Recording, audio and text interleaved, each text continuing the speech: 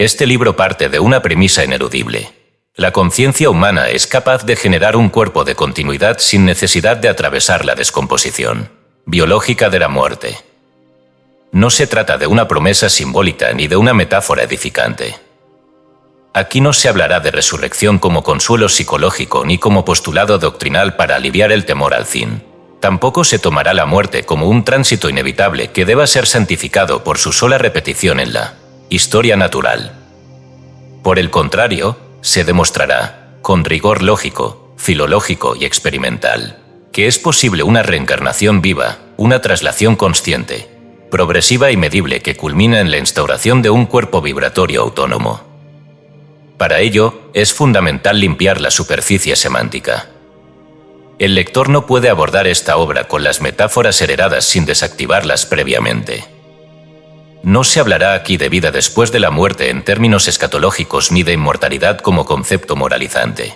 La resurrección post-mortem, tal como ha sido representada en los credos religiosos, será examinada en contraste con doctrinas que han mantenido viva, aunque encriptada, la ciencia de la transfiguración consciente. La tradición hindú del Juan Mukti, por ejemplo, enseña que es posible alcanzar la liberación sin que el cuerpo físico cese, afirmando que la encarnación verdadera ocurre no al morir, sino al despertar a una configuración no dual de la identidad. Del mismo modo, el Corpus Hermeticum en su tratado 13 habla con precisión del segundo nacimiento, en el que el iniciado ya no es hijo de hombre, sino de Dios. Esta afirmación, lejos de ser teológica, remite a un proceso ontológico medible en términos de frecuencia, coherencia y estructura de campo. Más adelante, el Evangelio de Felipe, texto gnóstico excluido del canon bíblico, sentencia con lucidez irreductible: quien espera la resurrección después de morir se equivoca. Ya en vida debe resucitar. Y la alquimia taoísta, en sus manuales de Neidan, describe paso a paso la generación de un embrión de luz, que reemplaza gradualmente las funciones del cuerpo biológico. Estas enseñanzas, aunque distantes en geografía y forma, coinciden en una arquitectura común: la transmutación real del ser vivo, sin pasar por el umbral de la tumba. ¿Por qué, entonces, esta posibilidad ha sido velada, minimizada o desplazada hacia el mito? Porque su práctica requiere una coherencia interna radical, incompatible con la estructura mental ordinaria. Porque no puede masificarse sin disolverse. Y porque, como toda ciencia real, debe ser protegida por símbolos hasta que el aspirante demuestre estar preparado para sostenerla sin fragmentarse. Por eso las escuelas esotéricas hablaron en lenguaje de metales, de bodas químicas, de luces internas, de huesos que no mueren y de templos vivientes. No para ocultar, sino para proteger el proceso de ser profanado o trivializado. Este libro no es un tratado doctrinal. Es un mapa operativo. Cada capítulo desmontará una capa de confusión y te ofrecerá herramientas para que lo imposible comience a volverse lógico, lo abstracto se torne medible y lo eterno encuentre forma en ti sin que debas morir para lograrlo. Aquí no se te pedirá creer, sino verificar. No se te exigirá fe ciega, sino atención despierta. Cada página está diseñada para activar una zona dormida de tu inteligencia superior.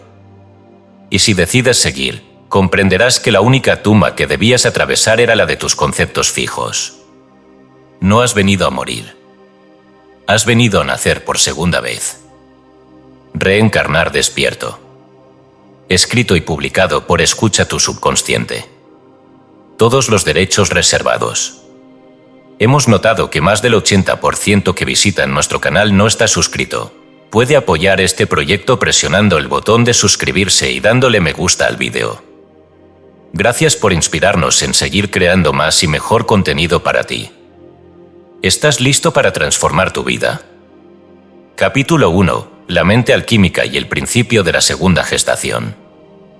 La posibilidad de una reencarnación sin tránsito funerario, sin fractura biológica ni sepultura, exige una revisión profunda de lo que comúnmente se entiende por mente. No basta con considerar la mente como una función cerebral, ni siquiera como un conjunto de pensamientos, creencias o emociones. Lo que aquí se requiere es entenderla como laboratorio operativo, como matriz de procesos internos capaces de generar una nueva forma de existencia mientras aún se sostiene la anterior. Esta comprensión, aunque olvidada o ridiculizada por la mirada contemporánea, no es nueva. Desde la India medieval hasta el neoplatonismo alejandrino y el hermetismo renacentista, ha habido autores que describieron con precisión la mente como un crisol, una estructura diseñada no solo para conocer el mundo, sino para transformarlo desde dentro, incluida la transformación del propio soporte biológico que llamamos cuerpo. Vidiraya, en su tratado Juan Mukti Viveka, describe la mente como el vehículo de purificación último. Según él, no es el cuerpo lo que necesita ser liberado, sino la mente la que debe dejar de identificarse con las modificaciones del mundo fenoménico. Cuando la mente se estabiliza en el conocimiento del ser, aunque el cuerpo continúe, el sabio vive liberado en vida.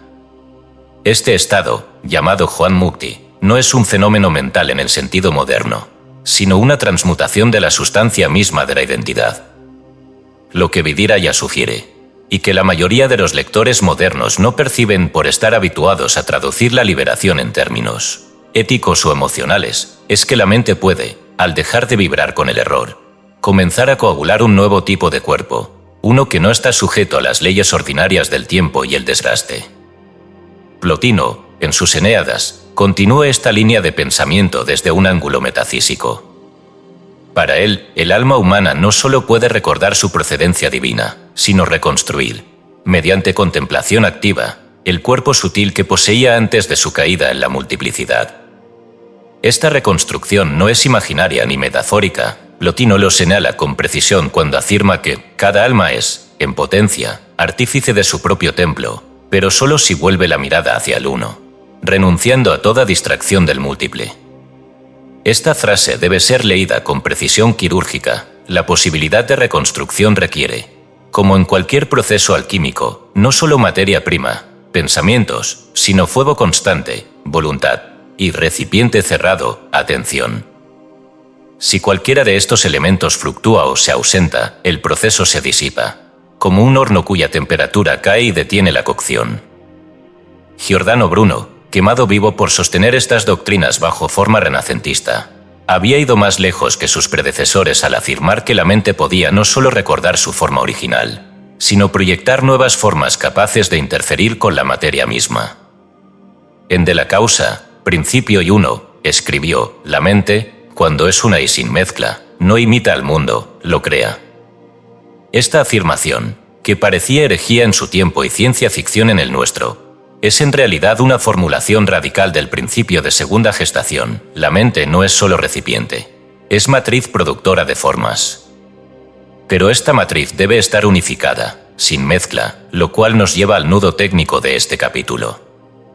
Pensamiento, emoción y voluntad son, en la mayoría de las personas, procesos que no solo no coinciden, sino que muchas veces se anulan entre sí. Uno desea paz, piensa en conflictos y actúa con ansiedad. Otro anhela expansión, pero imagina escasez y ejecuta desde el miedo. Este desajuste, este desequilibrio entre los tres vectores del acto creador, impide cualquier tipo de gestación interna. Es como mezclar harina, levadura y agua sin respetar las proporciones ni las temperaturas necesarias. No se obtiene pan, se obtiene masa sin vida, inflada quizás por gases erráticos, pero carente de consistencia. Aquí conviene introducir una parábola doméstica, sencilla pero precisa, la del panadero que sabe que no basta con preparar la masa una vez. Después del primer levado, es necesario desgasificarla, golpearla suavemente, y luego dejarla reposar de nuevo. Este segundo reposo, esta segunda gestación, es donde el pan adquiere estructura. De lo contrario, se derrumba en el horno. Lo mismo ocurre con la mente, si no se desgasifican los pensamientos dispersos, si no se los somete a una segunda condensación donde la emoción, la intención y la imagen se alineen, no hay estructura interna que pueda sostener una nueva forma de vida. La pregunta clave, entonces, no es si el universo es mental.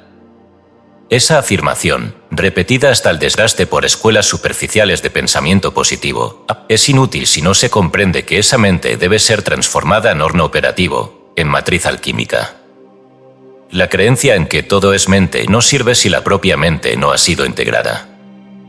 Aquí, por tanto, no hablaremos de creencias, sino de operaciones. Y la primera operación es observar con precisión en qué momentos del día los tres vectores, pensamiento, emoción y voluntad, entran en contradicción.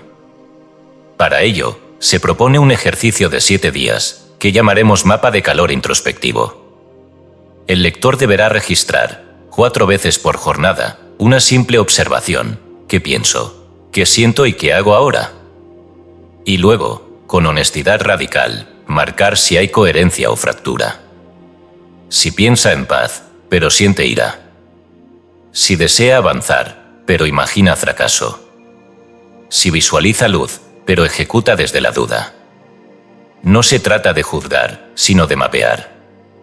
De encontrar las zonas frías, los momentos en que la atención se disipa y las fuerzas internas se cancelan, y las zonas cálidas, los instantes donde todo el ser parece vibrar en una dirección. Al concluir esta semana de observación, el lector no habrá transformado aún su ser, pero habrá adquirido el requisito indispensable de cualquier transmutación: conocer la materia prima con la que se trabaja. Y esta materia prima no es el mundo externo, sino la configuración vibratoria interna. Esta es la gran diferencia entre quienes buscan un cambio real y quienes repiten fórmulas aprendidas. Los primeros trabajan sobre sí mismos como artesanos rigurosos. Los segundos esperan que las palabras hagan lo que ellos no están dispuestos a ejecutar. Este capítulo no pide fe, pide atención sostenida. No propone rituales mágicos, sino observación despiadada. No ofrece resultados inmediatos, pero garantiza, a quien aplique el ejercicio con constancia, un primer indicio de que la mente puede, en efecto, comenzar a calentarse en el crisol y a formar el primer núcleo del cuerpo de continuidad. Porque reencarnar sin morir no comienza con visualizar luz ni con declarar frases positivas. Comienza con el trabajo sistemático de convertir una mente errática en una estructura capaz de gestar. Y ese trabajo empieza aquí. Capítulo 2. El vacío gestante. Snyat, Ayin y la matriz del renacimiento. Una de las mayores barreras que impiden la verdadera reencarnación en vida no es la ausencia de energía, ni siquiera la falta de disciplina, sino la incomprensión radical del vacío. El ser humano contemporáneo, condicionado por un paradigma que exalta la actividad constante, asocia el silencio con inutilidad, la pausa con improductividad, el vacío con carencia o amenaza.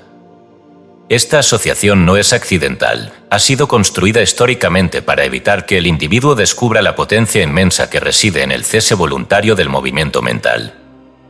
Para reencarnar sin morir, el sujeto no debe simplemente transformarse, debe reaprender a nacer desde la nada. Pero no desde cualquier nada, sino desde la nada fértil, aquella que no niega, sino que antecede y determina toda posibilidad de forma. Esta nada ha sido descrita, con vocabularios distintos pero convergentes, por tradiciones que nunca se tocaron físicamente, y sin embargo describen el mismo umbral, el Snyat del budismo Mahayana y el Ayin de la cábala hebrea. En el Sutra del Corazón, una de las escrituras más estudiadas del canon budista, se lee: la forma es vacío y el vacío es forma. Esta frase, repetida sin entenderse, ha sido vulgarizada como una especie de truismo filosófico, cuando en realidad contiene la fórmula operativa del renacimiento vivo. Lo que esta declaración revela, cuando se desmenuza sin pereza, es que no existe forma que no provenga del vacío, y que ese vacío no es opuesto a la forma, sino su condición. El vacío no es una ausencia, sino un campo puro de disponibilidad. Para entender esto no es necesario viajar al Tíbet, sino observar el acto de respirar. Cuando exhalas por completo, el diafragma asciende, los pulmones se vacían, y durante un brevísimo instante hay una suspensión, no hay aire, pero tampoco urgencia, hay un silencio interno, una pausa que no es muerte, sino origen. Es en ese instante que se decide la cualidad de la siguiente inhalación. Si el vacío fue pleno, la inhalación será profunda. Si el vacío fue incompleto, la respiración será entrecortada. Esta ley fisiológica refleja una ley metafísica: todo lo que comienza con un vacío verdadero, comienza con potencia. En la tradición cabalística, la noción de Ayin representa esta misma matriz. Ayin, literalmente nada, es el estado anterior a toda manifestación. El Zohar declara: todo lo que existe proviene del Ayin, y el Ayin no es algo, pero tampoco es nada en el sentido común. Es una nada que no puede ser comprendida desde la lógica binaria, porque no es ni una cosa ni su ausencia, sino la posibilidad absoluta de todo. Desde el Ayin emana el Ein Sof, la infinitud divina, y de ahí la cadena de mundos. Si se traslada esta enseñanza a la psicología operativa del renacimiento en vida, se obtiene una conclusión inevitable: ningún nuevo cuerpo interior puede ser gestado si no se ha habitado, aunque sea por instantes, el estado de Ayin Osmiat, el estado de no forma consciente. No se trata de anular la mente, ni de detenerla por completo, lo cual sería fisiológicamente inviable, sino de suspender por breves lapsos la reacción automática, el juicio, la necesidad de narrar cada experiencia. Solo en esa suspensión puede comenzar la reconfiguración. Aquí conviene una analogía concreta, técnica, casi vulgar, la del mecánico que intenta cambiar la bujía de un motor encendido. El motor está caliente, las piezas se mueven, hay combustión, fricción, riesgo. Cualquier intento de operar sobre ese sistema activo puede derivar en accidente o daño mayor. El procedimiento correcto, sabido por cualquier aprendiz, es detener el motor, esperar el enfriamiento, y solo entonces desmontar las piezas. La mente es idéntica en su lógica, si permanece encendida, reactiva, juzgando, narrando, interpretando, no hay posibilidad de reconfiguración. El sistema está en uso, y ningún sistema puede reprogramarse mientras está en ejecución. La detención activa es, por tanto, la condición no negociable de toda mutación real. Pero esta detención no debe confundirse con pasividad ni con evasión. No se trata de desconectarse, ni de entrar en estados alterados para evadir el mundo. La detención activa es una forma de alerta radical. Es como el instante en que el arquero retiene la respiración justo antes de soltar la flecha, o como el momento en que el escultor, antes de dar el primer golpe de cincel, observa el bloque en absoluto silencio, esperando que la forma se revele desde adentro. Esa observación vacía, esa pausa sin juicio, es lo que permite que algo nuevo, algo que no es una réplica del pasado, pueda emerger. Para que el lector compruebe esta verdad por sí mismo, y no simplemente la crea como una afirmación teórica, se propone aquí un ejercicio de suspensión de juicio de 3 minutos. Durante ese lapso, el lector deberá sentarse en silencio, con la columna erguida, los ojos abiertos o cerrados según su comodidad, y observar los contenidos mentales sin añadir ninguna narración. Si aparece una imagen, no etiquetarla. Si aparece una emoción, no clasificarla. Si aparece una idea, no desarrollarla. No se trata de suprimir nada, sino de permitir que todo pase como nubes que no tocan el suelo. El objetivo no es el silencio absoluto, sino la desidentificación consciente. Al concluir, el lector anotará en una libreta 3 cosas. Primero, qué observó. Segundo, cuántas veces intentó intervenir. Tercero, si hubo algún cambio cualitativo en su estado interno. Este ejercicio debe repetirse una vez al día durante 7 días consecutivos, siempre a la misma hora, y con las anotaciones correspondientes. Lo importante de este ejercicio no es su dificultad, que es baja, sino su efecto acumulativo. Al cabo de los 7 días, el lector deberá revisar sus notas y responder, con brutal honestidad, si durante esas sesiones ocurrieron cambios inesperados en su entorno, coincidencias, encuentros, intuiciones certeras, decisiones no planeadas que derivaron en beneficio. Estas microsincronicidades no deben interpretarse como milagros, sino como efectos naturales de un campo mental que ha comenzado a despejarse. Cuando el vacío es real, aunque breve, deja espacio para que algo que no estaba previsto emerja. Esta es la ley del Sniat aplicada a la praxis diaria. El error común entre quienes inician un camino de transformación es llenar el espacio interno con mantras, decretos, afirmaciones, meditaciones dirigidas, música, visualizaciones. Todo eso puede tener su lugar, pero si no se precede de vacío, no produce cuerpo nuevo, sino superposición de capas sobre una estructura vieja. El silencio operativo, aunque incómodo al principio, es el único lugar donde la forma puede gestarse sin repetición. Es el útero de la nueva identidad. Así como ningún organismo puede crecer en un útero contaminado, ninguna forma superior de sí puede cristalizar en una mente saturada de opinión, juicio y discurso interno. Por eso, antes de hablar de renacimiento, debe hablarse de disponibilidad. Antes de proyectar imágenes, debe despejarse la pantalla.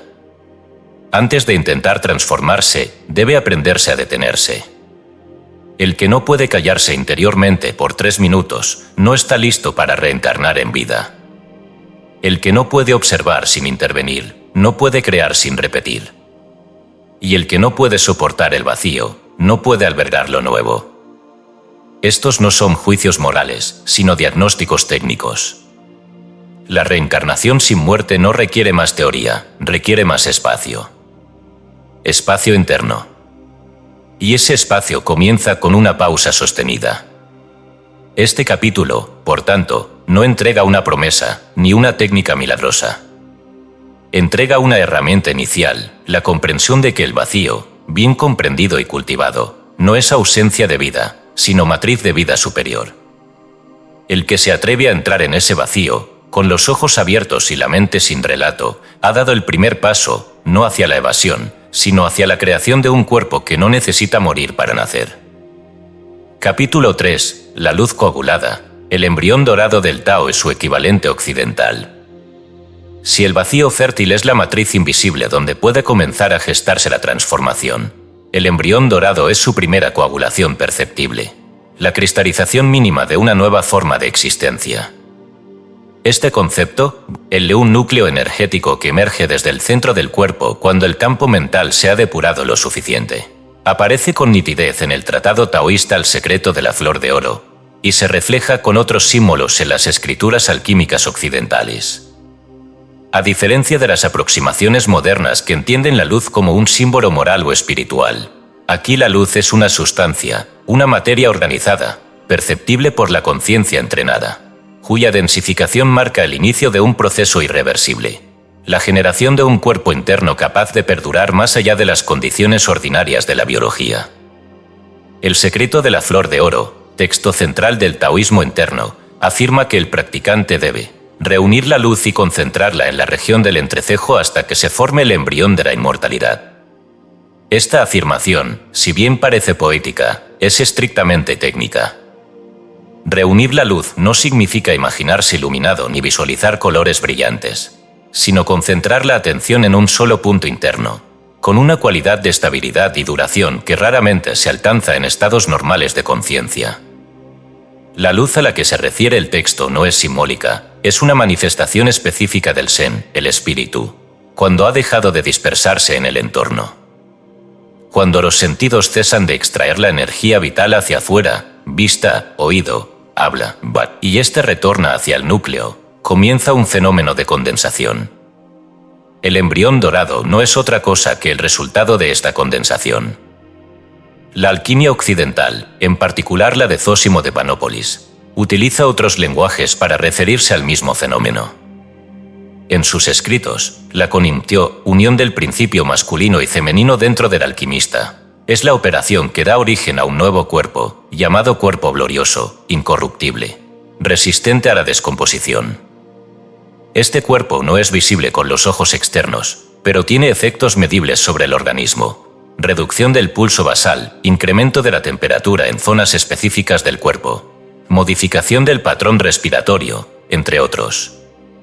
Cuando Zósimo narra las visiones en las que ve al alquimista descuartizado y recombinado dentro de una vasija sellada, no está describiendo un mito, sino una experiencia interna real, la sensación de que la vieja estructura se descompone mientras algo más sutil comienza a organizarse desde adentro. Ambas tradiciones, la taoísta y la alquímica, coinciden en que esta formación no es automática ni garantizada. No basta con desearla, ni con leer sobre ella. Requiere condiciones precisas. Primero, que la mente haya aprendido a entrar en vacío funcional, como se explicó en el capítulo anterior. Segundo, que exista una práctica regular de contención energética. Y tercero, que se mantenga una vigilancia constante sobre la calidad de la atención, la respiración y el deseo. El embrión dorado no se forma en un campo mental caótico. Se requiere un tipo especial de orden interno, un silencio sin represión, una concentración sin tensión, una presencia sin esfuerzo. Para facilitar la comprensión de este proceso, conviene compararlo con un fenómeno físico cotidiano, la incandescencia de un filamento de tungsteno. Cuando se aplica voltaje de forma gradual a dicho filamento, este no emite luz de inmediato. Primero se calienta, luego comienza a brillar levemente. Después intensifica su resplandor hasta alcanzar una luminiscencia estable. Pero si el voltaje es inconstante, si se interrumpe o se incrementa de forma brusca, el filamento se rompe. El cuerpo interno que aquí nos interesa funciona bajo una lógica similar, requiere calor constante, energía atencional sostenida, ausencia de perturbaciones externas, interrupciones mentales mínimas, y tiempo suficiente para estabilizarse. Quien se impacienta o interrumpe el proceso antes de tiempo no solo no genera el embrión, sino que puede debilitar su sistema nervioso por acumulación de energía sin dirección. En términos operativos, el lector deberá realizar un protocolo de visualización prolongada durante los próximos 14 días. Este protocolo se divide en 3 fases. Primera, preparación del campo. Durante 5 minutos, sentado en postura cómoda, el lector deberá enfocar su atención exclusivamente en la respiración, sin modificarla, pero registrando su ritmo, profundidad y dirección. Segunda, recolección de luz. Durante los siguientes 10 minutos, deberá imaginar, no como fantasía, sino como concentración atenta, una esfera de luz muy débil ubicada entre el entrecejo y el centro del cráneo. Esta luz no debe ser brillante desde el inicio, sino apenas perceptible, como la primera chispa en un carbón seco. El objetivo no es que esa luz crezca por deseo, sino que su crecimiento dependa únicamente de la continuidad atencional del practicante. Tercera, estabilización. Los últimos 5 minutos se dedicarán a observar la sensación corporal resultante, sin modificarla ni juzgarla. Es importante que el lector registre lo siguiente: cambios en la temperatura periférica, manos, pies, modificaciones en el ritmo respiratorio, sensaciones de densidad o expansión en la región craneal o torácica, y alteraciones en el contenido mental espontáneo. A lo largo del proceso, se propondrán preguntas inductivas al finalizar cada sesión. Estas preguntas no tienen como objetivo inducir una respuesta emocional, sino activar la autoconciencia fisiológica. ¿Qué textura tenía tu luz interna antes del ejercicio? ¿Se mantuvo estable, fluctuó, desapareció? ¿Sentiste incremento de calor en la base del cráneo o en las palmas? ¿Hubo cambios en la velocidad o profundidad de la respiración? ¿Aparecieron pensamientos intrusivos más o menos intensos que de costumbre? ¿Permaneciste presente todo el tiempo o hubo lapsos de olvido? Estas preguntas deberán ser respondidas en una bitácora diaria, que el lector revisará al final de la segunda semana para identificar patrones emergentes. Es importante advertir que este protocolo no busca resultados espectaculares. No habrá visiones, no habrá luces externas, no habrá voces. El embrión dorado no se manifiesta como una epifanía, sino como una presencia sutil, progresiva, casi imperceptible al inicio, pero con consecuencias acumulativas. El practicante que logra sostener esta visualización durante 14 días notará, sin necesidad de sugestión, que su umbral de irritabilidad disminuye, que su sueño se vuelve más profundo, que su atención se prolonga de forma natural y que su percepción del cuerpo cambia. Aparece una sensación de solidez interna, como si hubiese una masa energética estable en el centro del pecho o del cráneo. Esa masa no es una alucinación. Es el primer indicio del embrión. La tradición alquímica indica que, una vez formado este núcleo, debe ser alimentado diariamente, como un recién nacido. No se le puede abandonar. Requiere constancia, cuidado, temperatura, atención. No se trata de adorarlo, ni de convertirlo en un objeto mental, sino de sostener las condiciones internas que permitieron su aparición.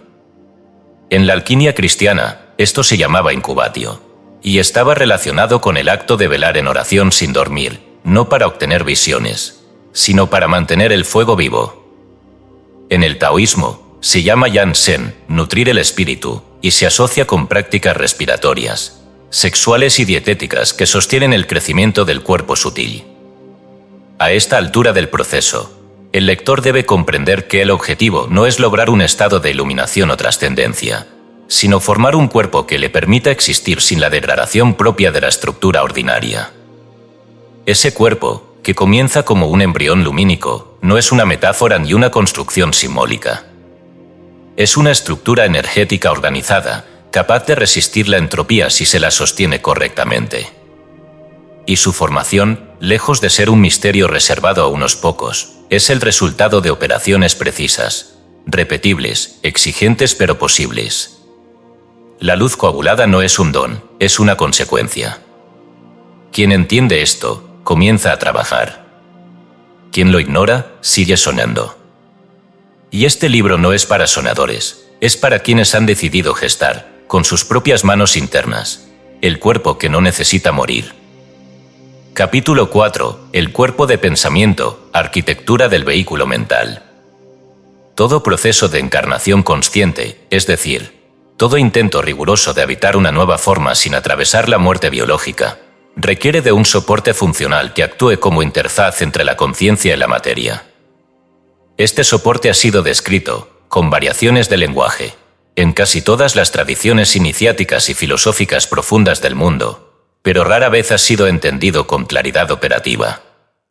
En este capítulo, abordaremos lo que puede denominarse con precisión como vehículo mental, un cuerpo no físico en el sentido tradicional, pero no por ello ilusorio o meramente subjetivo. Se trata de una estructura organizada, compuesta por capas o estratos, que traduce la intención de la conciencia en patrones estables de energía, y eventualmente en materia organizada. A diferencia de los enfoques metafóricos o poéticos, aquí se propone una lectura técnico-funcional, basada tanto en la experiencia de las tradiciones místicas como en los hallazgos verificables de la neurociencia contemporánea. Ernest Hormes, en La ciencia de la mente, sostiene que los pensamientos, mantenidos con continuidad, tienden a exteriorizarse en la forma correspondiente. Esta afirmación, aunque repetida sin matices en numerosos discursos simplificados del pensamiento positivo, posee una base fisiológica demostrable. El trabajo del neurofisiólogo Rodolfo Ginás ha demostrado que el cerebro humano no opera como una máquina reactiva, sino como un sistema autooscilatorio capaz de generar patrones eléctricos incluso en ausencia de estímulos externos. Lo que llamamos pensamiento no es un subproducto pasivo de la experiencia, sino una descarga eléctrica que tiene efectos concretos sobre la red sináptica, sobre el flujo hormonal y sobre la química sistémica del cuerpo. Cuando ese pensamiento es sostenido en el tiempo, y no interrumpido por distracciones, modifica la arquitectura del sistema nervioso.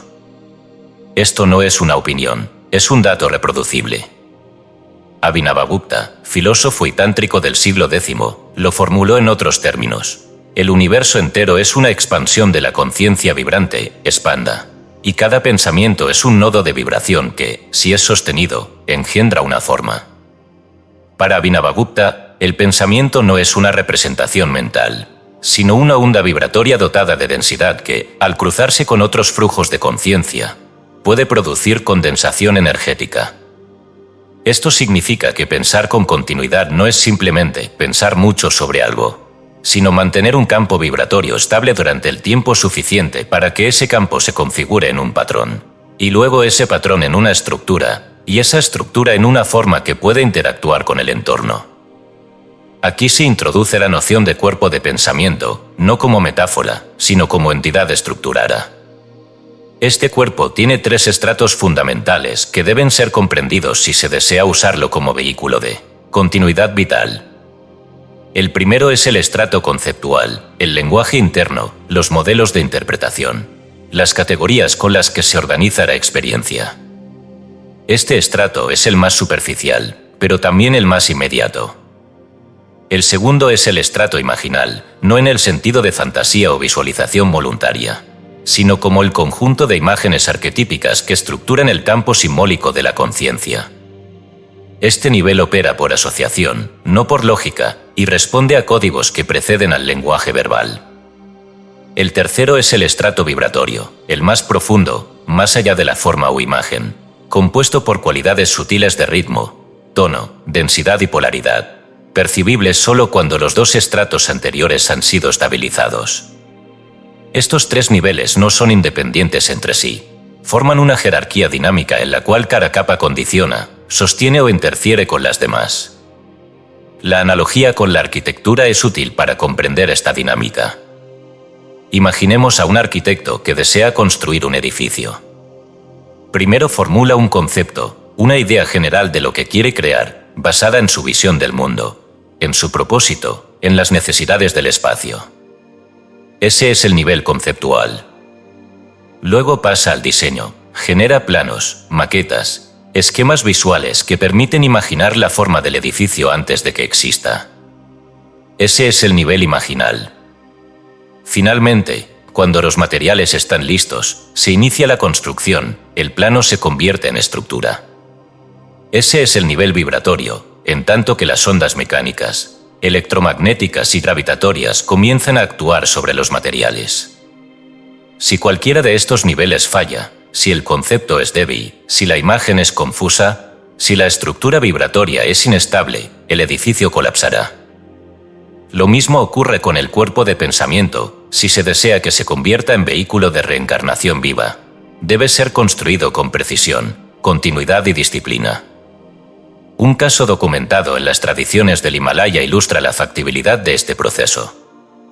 El maestro Dzogchen Togden Sakya, según los registros orales de sus discípulos, podía reducir su pulso cardíaco a la mitad de su frecuencia normal durante la práctica del Selo, el cuerpo de luz. Esta práctica no consistía en imaginarse brillante, ni en repetir mantras sin atención, sino en sostener una visualización interna con tal intensidad que la totalidad de sus funciones corporales se reorganizaban en torno a una imagen arquetípica de sí mismo como entidad luminosa. Esta imagen no era arbitraria ni decorativa. Era una matriz estructural diseñada para guiar la energía interna hacia un patrón de cohesión superior. El hecho de que este fenómeno fuera acompañado por cambios fisiológicos medibles, frecuencia cardíaca, ritmo respiratorio, temperatura corporal, demuestra que no se trataba de una ilusión, sino de una transformación efectiva del cuerpo a través del pensamiento organizado. Con base en este modelo, el lector iniciará un trabajo sistemático de diseño de su propio cuerpo de pensamiento. Para ello se le proveerá de un recurso didáctico, un cuaderno de planos mentales. Este cuaderno no será un diario emocional ni un registro de experiencias subjetivas, sino una herramienta técnica para organizar los tres estratos descritos anteriormente. En la primera sección, el lector deberá formular, con lenguaje preciso, un conjunto de conceptos que definan su identidad emergente, que desea ser, no en términos románticos o aspiracionales, sino estructurales. Por ejemplo, soy una conciencia que opera en estabilidad emocional, con percepción expandida y decisión clara. Estos conceptos deben ser verificables, no ideales. En la segunda sección, el lector plasmará imágenes que representen esos conceptos, no imágenes decorativas, sino diagramas, símbolos, trazos, que activen la capa imaginal sin interferencia emocional. No importa la calidad estética, importa la resonancia simbólica. En la tercera sección, el lector anotará los indicadores vibratorios asociados a esas imágenes, qué ritmo respiratorio se activa al sostenerlas, qué temperatura corporal emerge, qué sensaciones aparecen en la base del cráneo, en el centro del pecho, en las palmas de las manos. Este registro permitirá observar si la imagen es funcional o inestable, si provoca expansión o contracción, si genera caos o cohesión. El objetivo de este cuaderno no es generar una narrativa interior, sino construir un vehículo. Así como un plano arquitectónico no se evalúa por su belleza, sino por su eficacia estructural, del mismo modo este cuaderno debe ser evaluado por su capacidad para sostener un campo coherente de pensamiento. Un campo que no se disperse ante la primera distracción, que no se colapse ante una emoción intensa, que no se disuelva al despertar de un sueño. Un campo que persista, que se espese, que se convierta en soporte de la nueva forma que se está gestando. La mente humana, cuando está organizada, es capaz de producir cuerpos. Cuerpos no hechos de carne, sino de forma vibratoria estable. Cuerpos que, al ser nutridos con atención, intención y energía, pueden coexistir con el cuerpo biológico y eventualmente tomar su lugar sin necesidad de muerte. Este no es un milagro. es una arquitectura. Y toda arquitectura comienza con un plano. El lector que se tome este trabajo con la seriedad que exige, habrá dado un paso decisivo hacia la reencarnación sin tumba. Porque el cuerpo de pensamiento no es una etapa intermedia, sino el primer vehículo de continuidad. Y quien lo construya con rigor, no tendrá que temer al desgaste del cuerpo físico, porque ya habrá iniciado la migración hacia una forma que no muere. Capítulo 5. Respiración de Aurora. Tecnología respiratoria para la reinvención celular. Toda reconfiguración profunda del cuerpo vivo exige un elemento transductor, un mecanismo que permita a la intención, estructura abstracta, volverse sustancia biológica. Este mecanismo, cuya acción puede ser monitoreada, medida y perfeccionada, es la respiración. Ni metáfora ni símbolo, la respiración es la tecnología fisiológica que actúa como eje entre lo invisible y lo celular. No se trata simplemente de inhalar oxígeno y exhalar dióxido de carbono, ese es apenas el nivel más grosero del intercambio. Lo que aquí nos interesa no es la respiración en su dimensión automática, sino en su capacidad de ser usada como herramienta de recalibración interna, capaz de traducir voluntad consciente en transformación estructural. Para comprender su papel en la reencarnación sin muerte, es necesario abandonar toda visión superficial del aliento y asumirlo como lo entendieron los antiguos maestros del Pravi y como empieza a redescubrirlo la fisiología avanzada. Pravi, la ciencia del aliento vital, sostiene que la respiración no es un simple proceso mecánico, sino una forma de energía organizada que actúa sobre múltiples planos simultáneamente. Según los textos védicos, el prano se limita al aire, es una vibración, un ritmo, una inteligencia que circula a través del sistema nervioso, la sangre, los tejidos y, de manera más sutil, los canales de energía que constituyen el soporte invisible del cuerpo. Las Upanishads afirman que el pra entra antes que el alma y sale después del cuerpo, lo cual indica su condición de puente entre los planos. Esta idea, por sí sola, ya debería haber bastado para que la humanidad cultivara el aliento con la misma disciplina con que cultiva el alimento. Pero no fue así. El ser humano, atrapado en la urgencia mental, ha convertido su respiración en un acto mínimo, reducido lo necesario para sobrevivir, pero nunca usado deliberadamente para crear. La ciencia contemporánea comienza a redescubrir lo que los antiguos sabían. Los estudios sobre variabilidad cardíaca, HRV, por sus siglas en inglés, han demostrado que la coherencia fisiológica, entendida como el estado en que el sistema nervioso autónomo, el corazón y el cerebro operan en sincronía, puede ser inducida mediante patrones respiratorios específicos. Una respiración lenta, profunda, simétrica, de aproximadamente 6 ciclos por minuto, tiende a generar una oscilación armónica del ritmo cardíaco, lo cual impacta directamente en la estabilidad emocional, la claridad cognitiva y la respuesta inmune. Esto no es una especulación, es un hecho medible con cualquier equipo de biofeedback. Lo relevante aquí no es que la respiración influya en el cuerpo, sino que puede ser diseñada para reorganizarlo. Cuando el practicante respira con conciencia, no solo modifica su química sanguínea, aumentando el pH, mejorando la oxigenación, reduciendo el cortisol, sino que reorganiza la manera en que su sistema interpreta la realidad. Esto ocurre porque la respiración afecta de manera directa a las áreas cerebrales encargadas de la percepción y la toma de decisiones, el córtex prefrontal, la ínsula y la amígdala. En términos simples, si se desea crear un cuerpo nuevo, primero debe modificarse la plataforma que evalúa lo que existe. La respiración es el código de entrada a esa plataforma.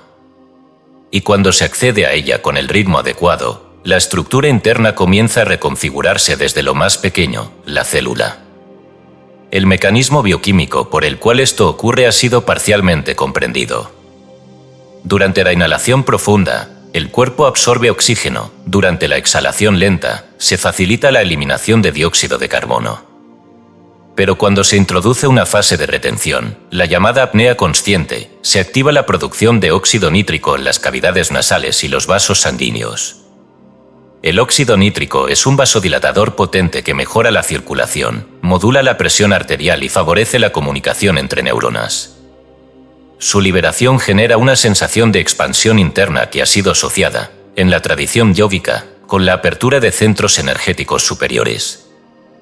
A nivel celular, el incremento del oxígeno y la regulación del pH alteran el comportamiento mitocondrial, haciendo que las células operen con mayor eficiencia y menor degradación.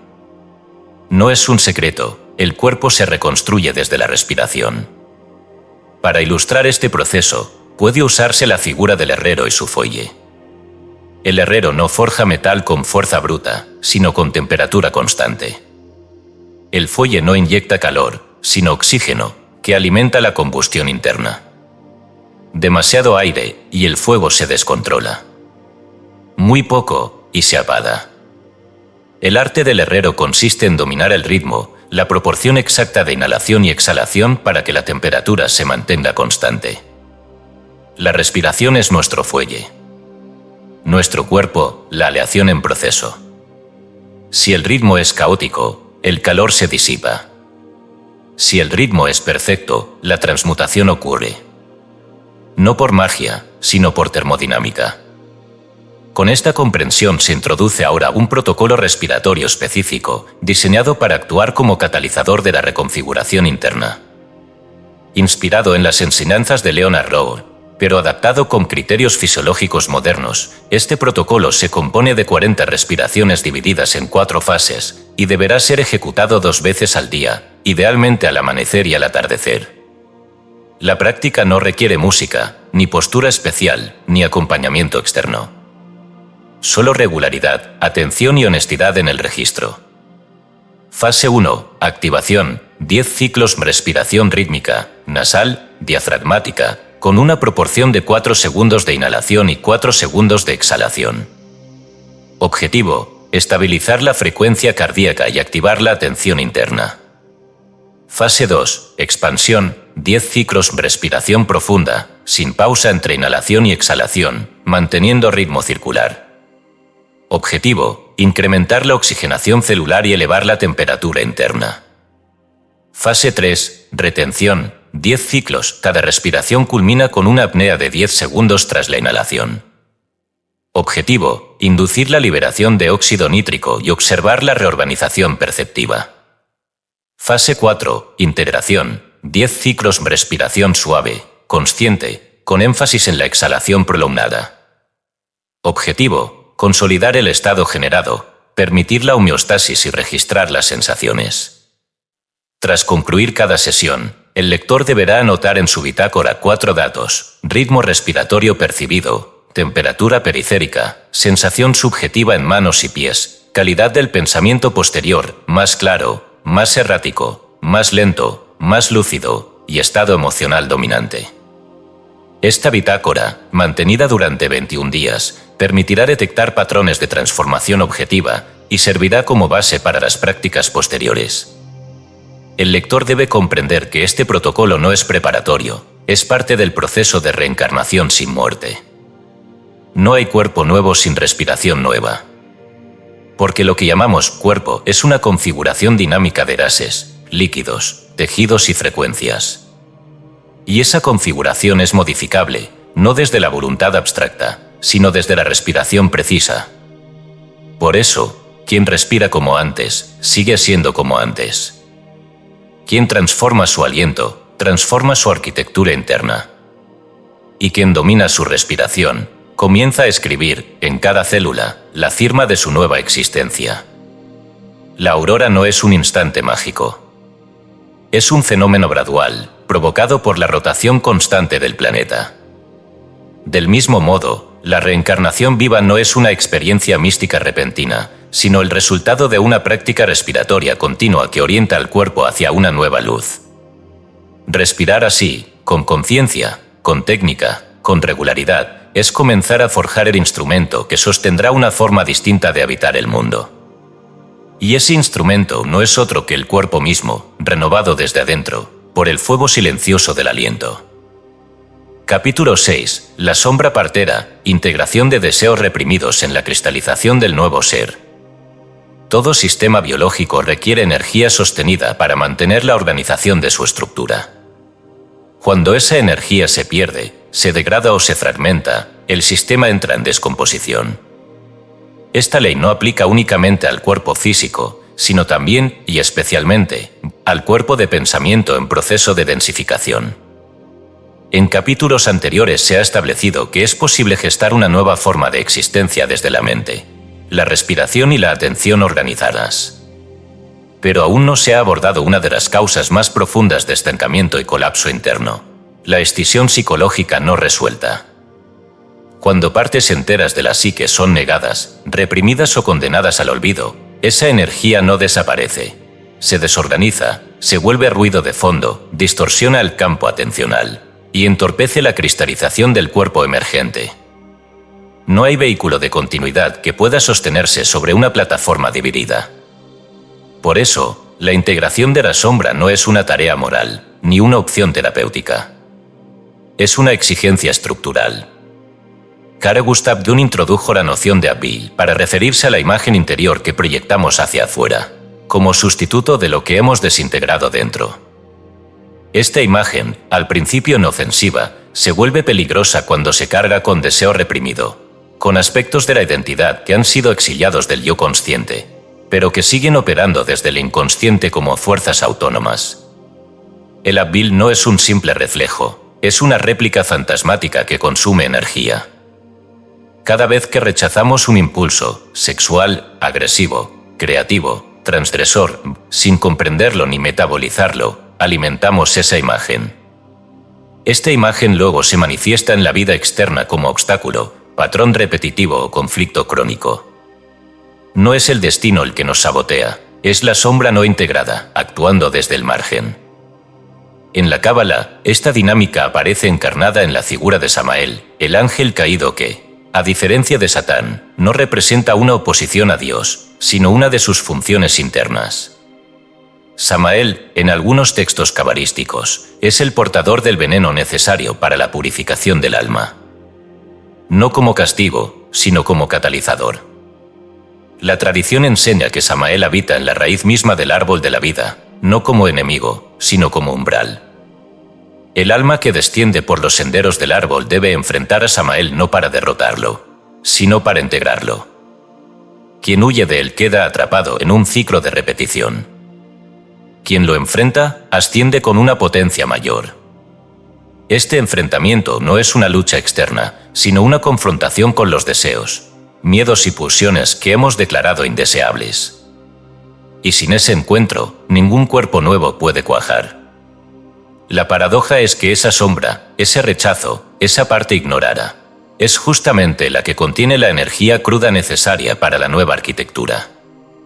Como la cal que quema pero da solidez al muro, como el fuego que destruye pero permite la fusión del metal, así cada temor, impulso reprimido o recuerdo doloroso contiene un fragmento del combustible que sostiene la transmutación. Negarlo es debilitar la estructura. Integrarlo es consolidarla. Y esta integración no puede ser teórica, debe ser operativa, activa, sostenida. Aquí conviene una parábola doméstica, sencilla pero precisa. Un hombre vive en una casa antigua. Un día, nota un goteo mínimo en el ático, justo sobre una viga. No le da importancia. No interrumpe su rutina. Con el tiempo, el goteo se vuelve más insistente. Comienza a manchar la madera. Una noche, durante una tormenta, la viga colapsa y parte del techo se viene abajo. No por la intensidad de la lluvia, sino por la omisión sistemática. La viga, expuesta al agua, perdió su función estructural. El daño no estaba en la tormenta, sino en la negación prolongada. La sombra funciona igual. Cada fragmento de sí que se ignora, por miedo, por juicio, por comodidad, es una viga que se debilita. Y al final, cuando más se necesita sostén interno, el colapso ocurre. No porque el mundo sea hostil, sino porque la casa interior fue construida sobre negación. Para evitar este colapso y aprovechar la energía oculta en la sombra, se propone un ejercicio de integración adaptado a un formato contemporáneo, pero basado en la técnica budista del Tonglen. Originalmente, el Tonglen consiste en inhalar el sufrimiento del otro e irradiar compasión hacia él. Aquí lo adaptaremos a un diálogo escrito con el arquetipo rechazado, no como técnica emocional, sino como operación estratégica de integración energética. El lector deberá, durante 7 días consecutivos, elegir un aspecto de sí que haya rechazado sistemáticamente, un impulso, una imagen, una tendencia, un deseo. Puede ser la ira, la ambición, la lascivia, el cinismo, la crueldad. Cualquiera de esas partes que ha preferido ignorar. Una vez elegido el arquetipo, deberá escribir una carta dirigida a él. No como ejercicio catártico, sino como intento de comprensión. La carta debe incluir 3 elementos. Primero, una descripción precisa del momento en que ese arquetipo comenzó a ser rechazado. Segundo, una enumeración honesta de las veces en que, a pesar del rechazo, esa energía se filtró en su conducta.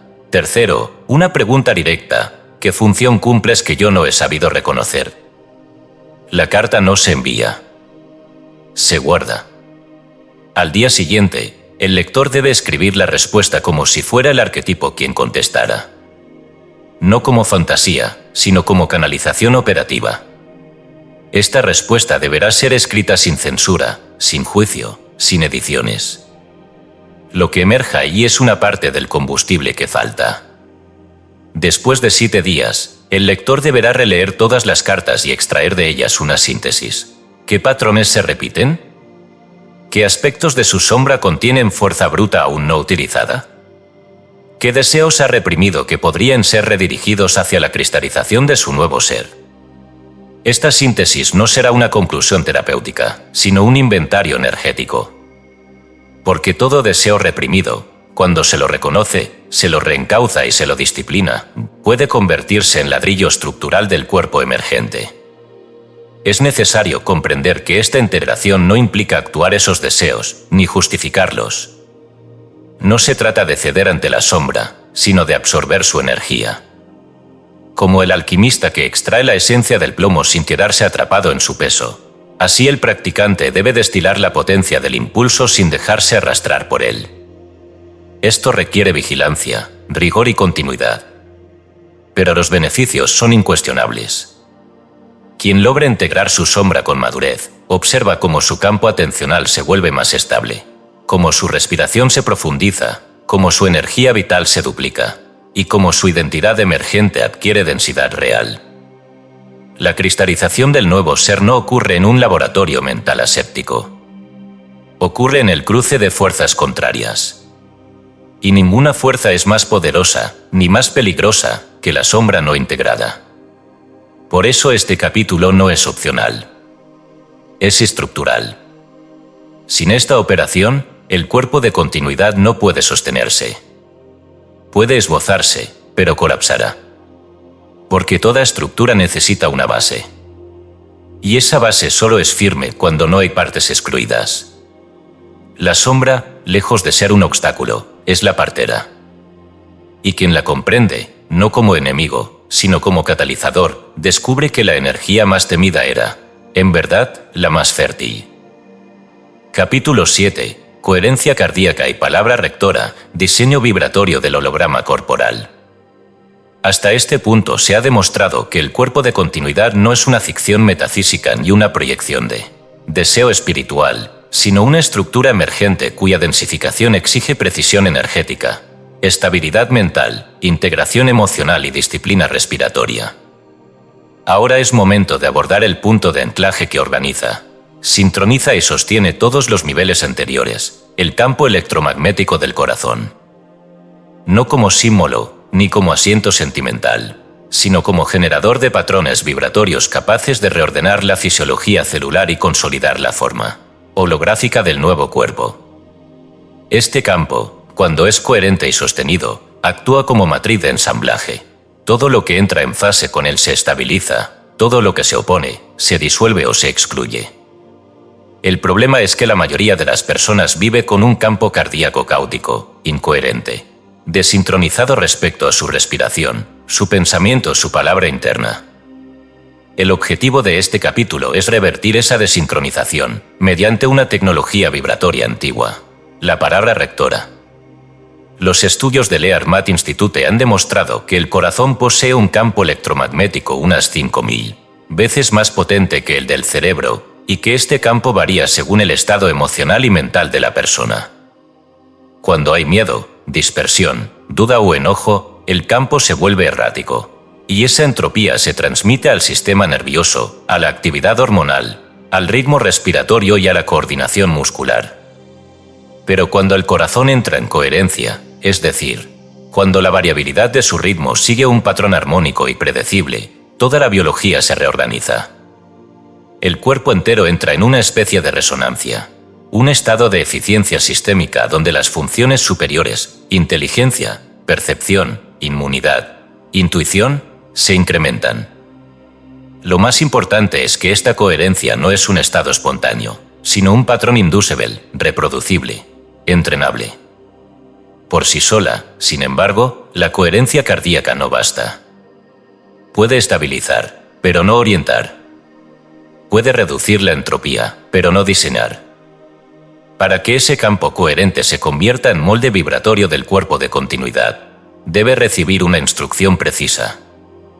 Esa instrucción no puede ser una idea, ni una emoción, debe ser una forma vibratoria organizada, repetible, significativa y operativamente activa. Esa forma es la palabra. Pero no cualquier palabra, sino la palabra rectora, aquella cuya fonosemántica, la relación entre su sonido y su significado, es capaz de entrar en fase con el ritmo cardíaco y actuar como módulo de ensamblaje vibratorio. Esta palabra, sostenida en silencio o entonada con precisión, alinea los tres centros, el corazón, ritmo, los pulmones, flujo, y el sistema nervioso, tensión. Y esa alineación es el primer paso para que el cuerpo holográfico adquiera densidad y continuidad. La doctrina védica de VC, la palabra creadora, ofrece el sustento filosófico y técnico para este uso de la palabra como herramienta de ensamblaje. En los textos del Veda, VC no es una simple facultad humana, es una entidad cósmica, anterior incluso a la creación. Yo soy VC, la palabra que crea a los dioses, declara el himno 10.125. Esto significa que la palabra, cuando no está degradada por el uso mecánico, tiene el poder de formar estructuras arquetípicas, es decir, formas organizadas de energía. La tradición sostiene que todo mantra eficaz es una forma condensada de VC, una sílaba sonora que contiene una estructura vibratoria capaz de reorganizar la materia sutil. Pero para que esta reorganización ocurra, el mantra debe ser entonado o repetido en sincronía con el ritmo cardíaco del practicante. De lo contrario, se convierte en ruido, en superstición, en repetición vacía. Para explicar cómo esta sincronización reorganiza el campo biológico, se propone aquí la metáfora del director de orquesta. El corazón es la sección rítmica, establece el tempo, marca los acentos, define la métrica. Los pulmones son los instrumentos de viento, articulan el flujo, modulan la intensidad, otorgan color. El sistema nervioso es la sección de cuerdas, tensa o relaja según la armonía del conjunto. Si cada sección actúa por separado, el resultado es cacofonía. Pero cuando el director, la palabra rectora, entra con precisión, los tres centros se alinean. La música se vuelve coherente. El cuerpo vibra como una totalidad. Y esa totalidad es el molde desde el cual el cuerpo holográfico se comienza a proyectar. Para verificar esta dinámica de forma empírica, se propone un ejercicio experimental que puede ser ejecutado en casa con recursos mínimos. El lector necesitará una aplicación de medición de coherencia cardíaca, muchas son gratuitas, un metrónomo regulado a 60 BPM, una pulsación por segundo, y una palabra escogida por su valor fonosemántico. Esta palabra debe cumplir tres condiciones. 1. Debe ser corta, una o dos sílabas. 2. Debe tener un significado personal y estructurante, como paz, firmeza, claridad, presencia. 3. Debe poder ser sostenida fonéticamente en una exhalación suave. Una vez elegida, el lector seguirá el siguiente protocolo. Fase 1. Calibración inicial. 5 minutos con la aplicación de coherencia cardíaca. El lector medirá su estado basal durante 5 minutos de respiración normal. Se registrará la puntuación promedio. Fase 2. Entonación sincronizada. 10 minutos con ayuda del metrónomo. El lector inhalará en 5 segundos y exhalará en otros 5 mientras entona suavemente la palabra rectora. Esta práctica deberá mantenerse por 10 minutos, sin pausas, en posición sentada, con columna recta. Fase 3. Medición comparativa. 5 minutos. Se repetirá la medición de coherencia cardíaca durante 5 minutos de silencio, inmediatamente después de la entonación. Se compararán los resultados. Fase 4. Registro vibratorio. El lector deberá anotar los siguientes indicadores: calidad de la respiración, más fluida, más superficial, más estable, sensación en el pecho, expansión, calor, presión, vacío, claridad mental, incremento o disminución, estado emocional predominante, tranquilidad, apertura, incomodidad, euforia, etc. Este protocolo debe repetirse durante 7 días consecutivos, siempre a la misma hora. Al finalizar, el lector podrá observar con claridad si la palabra rectora escogida tiene capacidad real de modular su campo vibratorio, y si esa modulación es estable o variable. Si la palabra no genera resonancia, deberá ser sustituida. No por gusto, sino por precisión operativa. La palabra que no alinea es ruido. Solo la palabra que entra en fase puede convertirse en eje del diseño holográfico del cuerpo emergente. El holograma corporal no es una imagen etérica flotando en el vacío. Es una matriz de interferencia, un patrón vibratorio estable, organizado, coherente, que se proyecta desde el campo cardíaco hacia la matriz extracelular. Cuando este patrón es sostenido por la palabra rectora, la matriz comienza a reorganizarse. Las proteínas celulares reorientan sus cargas eléctricas. El colágeno se reestructura.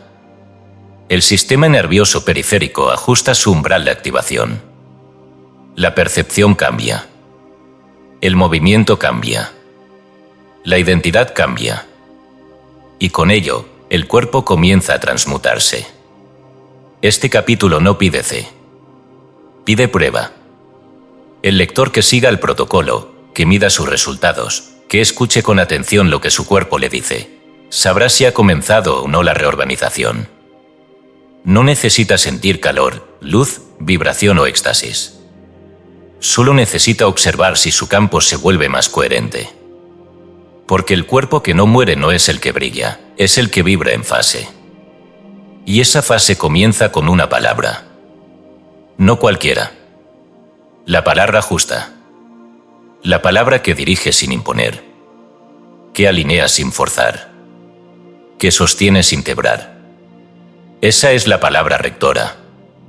Y quien la encuentre y la entone con disciplina, habrá comenzado a escribir en su pecho el código vibratorio de una forma de vida que ya no depende del tiempo. Capítulo 8. Nutrición de la inmortalidad, energía, materia y rituales digestivos. El cuerpo de continuidad, ese que no se descompone, no declina ni se disuelve con el tiempo, no puede ser sostenido con los mismos recursos que alimentan al cuerpo de desgaste. Esta afirmación, que podría parecer intuitiva, adquiere gravedad operativa cuando se demuestra que toda materia ingerida no solo nutre o intoxica el organismo visible, sino que imprime una huella vibratoria sobre la arquitectura energética en formación. Lo que se come, cómo se come y cuándo se come no son actos neutros. Son decisiones estructurales que pueden facilitar o impedir la estabilización del nuevo cuerpo. La digestión no es un proceso aislado en el tubo intestinal, es una danza endocrina, eléctrica y simbólica que determina si el cuerpo se convierte en soporte de continuidad o en escenario de entropía.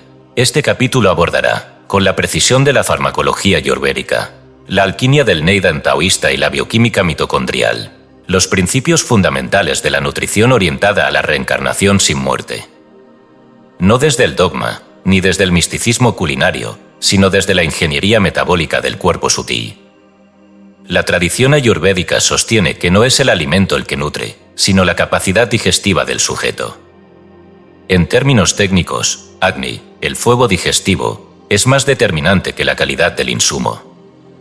Un alimento considerado puro puede volverse tóxico si el Agni está débil. Un alimento denso puede volverse medicina si el fuego interno lo transforma con eficiencia. Este principio tiene consecuencias operativas inmediatas. La dieta del cuerpo de continuidad no puede basarse en acumulación, sino en asimilación selectiva.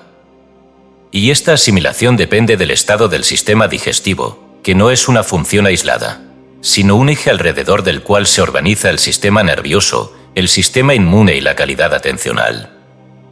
Quien sobrecarga su digestión, aunque sea con alimentos supuestamente saludables, interrumpe el proceso de transmutación. Quien aligera su carga digestiva, sin caer en el debilitamiento, facilita la energía necesaria para la reorganización celular y vibratoria. Los maestros del Neidan taoísta entendieron esto de manera radical. Sus manuales, codificados para evitar la persecución imperial, incluían instrucciones específicas sobre los tiempos de ingestión, la combinación de elementos, la cantidad mínima de sustancia sólida y la activación de enzimas a través de la masticación prolongada. El alimento era considerado una materia burda que debía ser refinada, como el plomo que se transforma en oro, no mediante procesos externos, sino por la acción del fuego interno. Algunos de estos maestros recomendaban ayunar durante fases lunares específicas, no por creencia astrológica, sino por observación directa de la fluctuación hormonal y digestiva en relación con la luz solar y el ciclo circadiano. Lo que se descubre aquí, y que la ciencia moderna apenas empieza a confirmar, es que la energía metabólica liberada por la digestión compite con la energía disponible para la reparación, la neurogénesis y la modulación del campo eléctrico corporal. Comer mal no solo genera residuos, impide la regeneración. A nivel bioquímico, la clave está en la mitocondria. Esta organela, que actúa como central energética de la célula, responde con altísima sensibilidad al entorno interno, pH, temperatura, disponibilidad de oxígeno, calidad de los ácidos grasos, estrés oxidativo. Estudios recientes han demostrado que la restricción calórica, aplicada con inteligencia, no solo mejora la eficiencia mitocondrial, sino que activa genes vinculados con la longevidad, en particular aquellos que codifican las sirtuinas. Estas proteínas regulan la inflamación, reparan el ADN, estabilizan la membrana mitocondrial y modulan el metabolismo energético hacia una forma más eficiente. Lo importante no es el nombre técnico, sino la implicación estructural: menos comida, más orden. Menos insumo bruto, más refinamiento. No por ascetismo, sino por ingeniería. El cuerpo de continuidad no se alimenta de cantidad, se alimenta de densidad bien digerida. Aquí resulta ilustrativa la parábola del jardinero que poda su árbol. Si permite que todas las ramas crezcan sin control, el árbol se debilita. La savia se dispersa. Los frutos son escasos y pequeños. Pero si poda a tiempo, si corta lo que no da fruto, la energía asciende.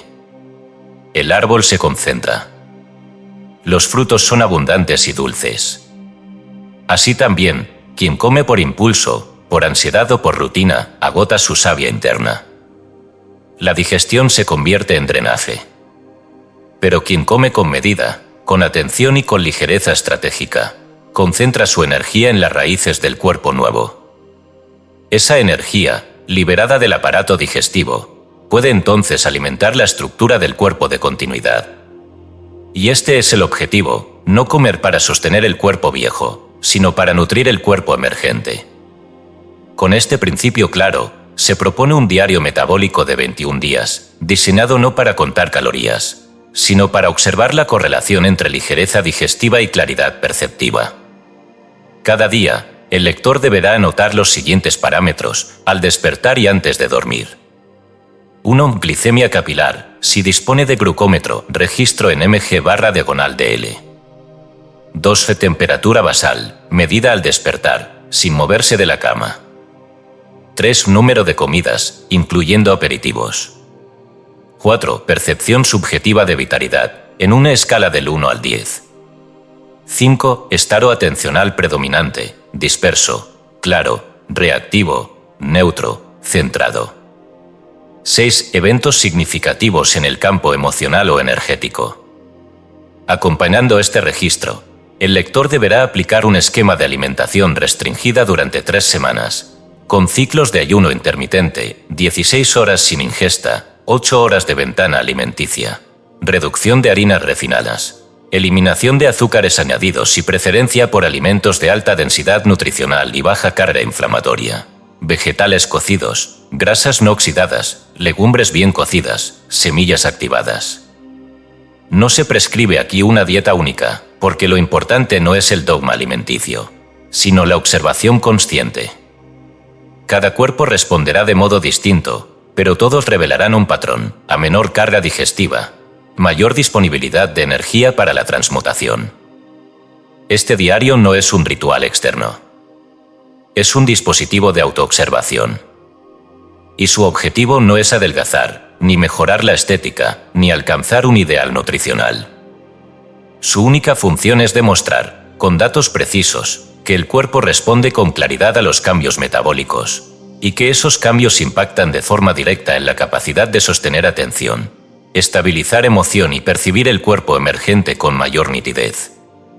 Al concluir los 21 días, el lector podrá correlacionar sus registros y extraer conclusiones personales. ¿En qué áreas su atención fue más clara? ¿Qué alimentos precedieron los picos de vitalidad? ¿Qué ritmos de comida favorecieron el silencio interior? ¿En qué momentos la digestión interrumpió la práctica energética? Estas respuestas no provendrán de un gurú, ni de una doctrina, ni de un texto. Provendrán del cuerpo mismo. Y ese cuerpo, al ser escuchado con rigor, se convierte en maestro. Porque la nutrición de la inmortalidad no es el consumo de sustancias exóticas, ni la imitación de dietas milenarias sin criterio. Es la capacidad de refinar la materia que entra, de seleccionar solo lo que alimenta la estructura nueva, y de evitar lo que perpetúa la densidad del cuerpo viejo. Comer se convierte así en acto iniciático. No porque sea sagrado por sí mismo, sino porque es el canal por donde pasa la materia que alimenta el futuro. Quien aprende a comer para vivir sin morir, no se priva, se poda. Y esa poda, cuando es precisa, constante y medida, permite que el árbol interior florezca con una savia distinta. Una savia que ya no decae. Una savia que no envejece. Una savia que no se agota. Porque ha dejado de sostener la forma perecedera y ha comenzado a alimentar, con cada bocado, con cada ayuno, la arquitectura silenciosa de la forma que permanece. Capítulo 9. Geometría del movimiento. Kinesia ritual para el anclaje del cuerpo inmortal. Desde las tradiciones más antiguas hasta las escuelas contemporáneas de espiritualidad y ciencia del cuerpo, se ha sostenido con insistencia la noción de que la inmovilidad, la quietud del cuerpo, la suspensión del gesto, la detención del impulso cinético, es la vía privilegiada hacia la trascendencia. La figura del meditador inmóvil, del asceta firme como montaña, ha sido reiterada hasta el punto de volverse axioma. Sin embargo, en la arquitectura vibratoria del cuerpo de continuidad, esa creencia revela sus límites. La inmovilidad profunda es útil en fases específicas del proceso, pero no basta para cristalizar un cuerpo estable y funcional. El anclaje del cuerpo inmortal no puede depender exclusivamente de estados de suspensión, requiere movimiento. No cualquier movimiento, sino uno configurado, rítmico, geométrico, una kinesia ritual, capaz de inscribir el patrón vibratorio en la fascia, en el sistema nervioso, en las articulaciones, de modo que el cuerpo emergente se fije como estructura permanente.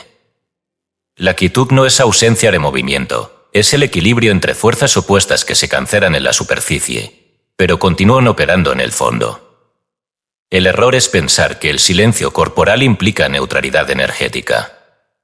En realidad, el cuerpo inmóvil sigue oscilando, respirando, tensando, soltando, microajustando su arquitectura interna. Ignorar esto conduce a una falsa contemplación, una postura rígida que reprime la energía en lugar de canalizarla. Por eso, las tradiciones que verdaderamente comprenden la energía como sustancia trabajable no desechan el movimiento, sino que lo codifican. En los modos del tantrismo sibaíta, cada gesto, desde la rotación mínima del dedo índice hasta la contracción del suelo pélvico, está diseñado para provocar una redistribución de la energía, activando nodos específicos del cuerpo sutil. El gesto no es decorativo, es ingeniería interna. En el Kinin del budismo zen, la caminata lenta no busca relajación ni estética, sino el hacinamiento de la atención mediante el movimiento consciente de cada paso, donde la presión del pie sobre el suelo actúa como metrónomo de la mente. Los sufíes verdes del norte de África, en su marcha isocrónica, combinan desplazamiento rítmico con invocación fonética, creando un campo vibratorio grupal que induce una resonancia vertical en el eje corporal. En todos estos casos, el movimiento no es dispersión, es inscripción. Cada paso, cada gesto, cada torsión articula un diagrama invisible que convierte al cuerpo en superficie donde se graba la nueva forma. Para comprender esto desde una base anatómica, es necesario abandonar la visión mecanicista del cuerpo como suma de huesos, músculos y tendones, y asumir el paradigma fascial. La fascia, una red continua de tejido conectivo que envuelve cada músculo, órgano y célula, no es solo un sistema de sostén, sino un sistema de comunicación. Es piezoeléctrica, responde a la presión con emisión de corriente eléctrica. Cada movimiento consciente, cada estiramiento sostenido, cada desplazamiento rítmico genera microcorrientes que circulan por esta red, reconfigurando la sensibilidad, la postura y la coordinación. La fascia es el medio por el cual el cuerpo aprende a sí mismo. Y es también el soporte sobre el cual puede anclarse la vibración del cuerpo de continuidad. No basta con percibirlo, hay que encarnarlo. Y esa encarnación ocurre cuando el patrón vibratorio es inscrito en la red fascial mediante movimiento rítmico y repetido. Aquí resulta útil la comparación con un diapasón. Este instrumento, al ser golpeado, emite una frecuencia estable que puede afinar otros instrumentos por resonancia. El cuerpo humano, cuando se mueve según una geometría precisa, se convierte en diapasón. Emite una frecuencia coherente que afecta su entorno y, sobre todo, se autoafina. Pero para que eso ocurra, el movimiento debe ser ritmado, intencional y sostenido. No puede ser aleatorio, ni automático, ni guiado por distracción. Requiere dirección. Por eso, se propone aquí un ejercicio específico, la caminata helicoidal. Esta caminata, diseñada para ejecutarse incluso en entornos urbanos, consiste en recorrer durante 30 minutos un trayecto que combine 3 patrones: avance lineal, giro circular e inversión de dirección. No es necesario un espacio especial. Basta una calle, una plaza o un parque. El patrón debe seguir esta secuencia. 1. Etapa lineal, 10 minutos, caminar en línea recta con ritmo constante, fijando la atención en la sensación de presión de la planta del pie al contacto con el suelo. 2. Etapa circular, 10 minutos, trazar un círculo amplio caminando en sentido horario, mientras se coordina la respiración con el ritmo del paso, 4 pasos por inhalación, 4 pasos por exhalación. 3. Etapa helicoidal, 10 minutos, invertir el sentido de giro, alternar la dirección de los pasos cada minuto, giros a la izquierda y a la derecha, y focalizar la atención en el eje central del cuerpo, línea entre coronilla, perineo y centro del pecho. Durante toda la caminata, el lector deberá registrar 2 indicadores: el número total de pasos, medido con podómetro o aplicación de conteo, y su percepción de esfuerzo, anotada según la escala de Borg, del 6 al 20, donde 6 es esfuerzo nulo y 20 es máximo esfuerzo tolerable. Este registro permitirá establecer la relación entre la frecuencia de paso, el estado de conciencia inducido y la estabilidad del foco atencional. Este ejercicio no busca condición física, ni relajación, ni conexión con la tierra en sentido místico. Busca reorganización vibratoria. El cuerpo que se mueve según una geometría coherente comienza a transmitir ese patrón a su sistema eléctrico.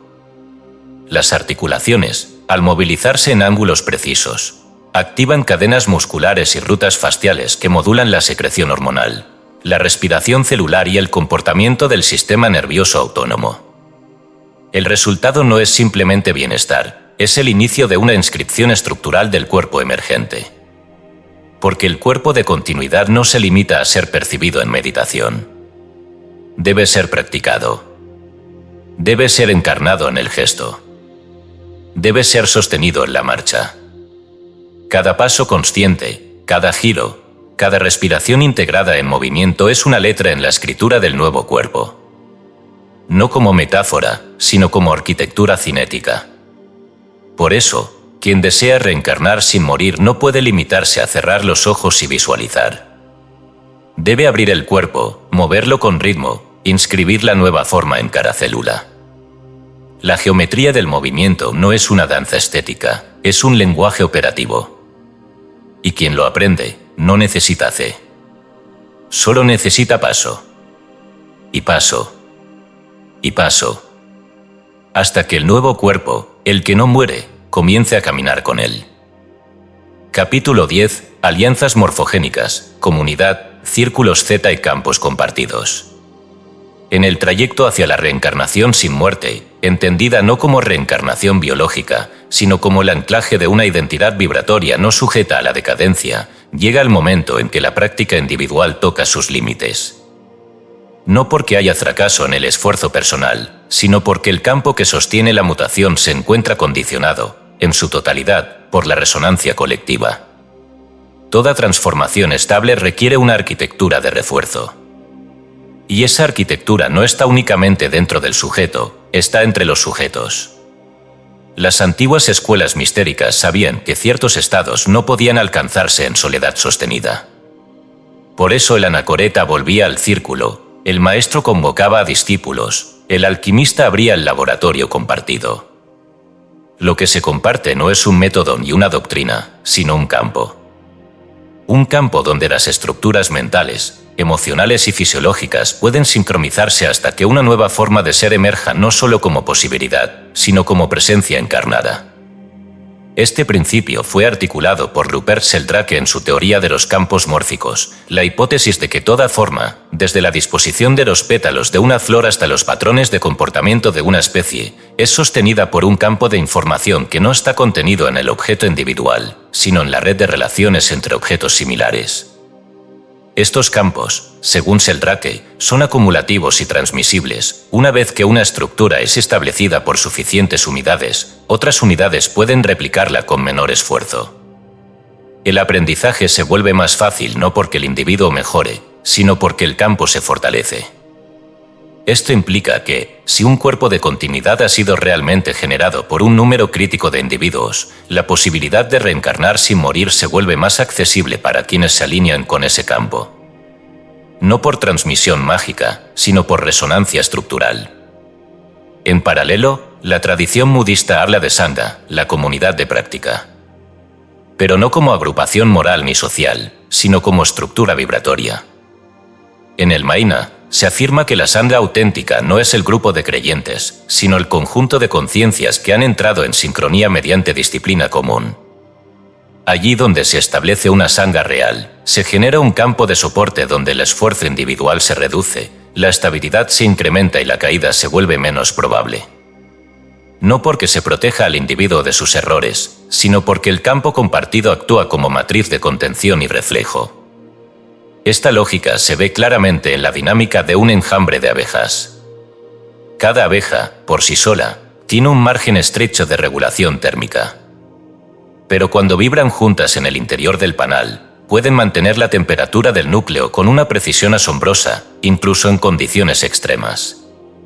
La estabilidad térmica no depende de una abeja líder, ni de un control centralizado, sino de la resonancia colectiva. Cada abeja vibra, percibe la vibración de las otras y ajusta la suya.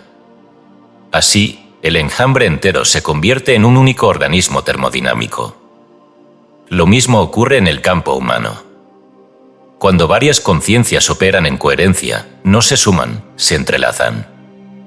Y el resultado no es una suma de capacidades, sino una morfogénesis, la emergencia de una forma más compleja, más estable y más capaz de sostener la nueva identidad. Con base en estas premisas, se propone aquí el modelo de círculo Z, una estructura mínima y operativa para generar campos compartidos capaces de acelerar la cristalización del cuerpo de continuidad. El círculo Z consta de 8 participantes, seleccionados no por afinidad afectiva ni por conocimiento técnico, sino por su disposición a sostener práctica rigurosa y presencia honesta. El número 8 no es arbitrario. Corresponde a la figura del lazo infinito, simboliza el equilibrio dinámico y permite establecer una red simétrica de relaciones horizontales. El círculo debe reunirse una vez por semana durante 40 días consecutivos, de modo presencial o virtual, con un protocolo inalterable de 25 minutos, dividido en 3 fases. 1. Coherencia cardíaca sincronizada. 10 minutos todos los participantes realizan respiración rítmica, 5 segundos inhalación, 5 segundos exhalación, con atención en el centro del pecho, siguiendo una guía común, auditiva o visual. 2. Declaración coral. 5 minutos todos repiten en voz alta y simultáneamente una frase común, que actúe como palabra rectora. Esta debe ser elegida por consenso y no modificarse en el periodo de 40 días. Ejemplo, la forma inmortal ya está en mí, y vibra con todo lo que soy. 3. Silencio compartido. 10 minutos los participantes permanecen inmóviles, con ojos cerrados, respirando en coherencia, sin emitir palabra ni gesto. Al término de cada sesión, cada participante registrará en un diario individual 3 elementos: estado emocional antes y después del ejercicio, sensación corporal predominante y cualquier sincronicidad externa observada en las 24 horas posteriores. Este diario no se comparte en grupo durante el periodo activo, para evitar sugestión o transferencia. Solo al finalizar los 40 días, los registros son contrastados para detectar patrones de convergencia. Lo que se espera no es unanimidad de experiencias, sino coherencia de transformaciones. Si el círculo Z funciona como campo mórfico, se observarán repeticiones significativas de eventos, aceleración en procesos personales estancados, incremento de lucidez o sueños reveladores, o incluso síntomas físicos de reorganización vibratoria, sensación de calor, temblores, pulsos lumínicos. Estos efectos no se producen por el poder del grupo en sí, sino por el campo generado entre los participantes, el cual actúa como bóveda de información y espejo amplificado de cada conciencia.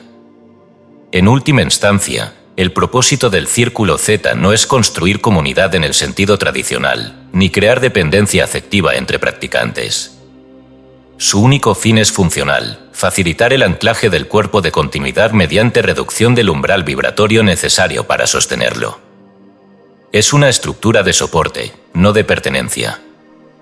Quien desea reencarnar sin morir debe comprender que la inmortalidad estructural no se conquista solo. Se codifica en conjunto. Y esa codificación requiere no solo técnica individual, sino campos compartidos donde la nueva forma se vuelva viable, vivible y replicable. Así, el individuo no desaparece en la comunidad, sino que encuentra en ella el espejo donde su nueva forma se vuelve estable.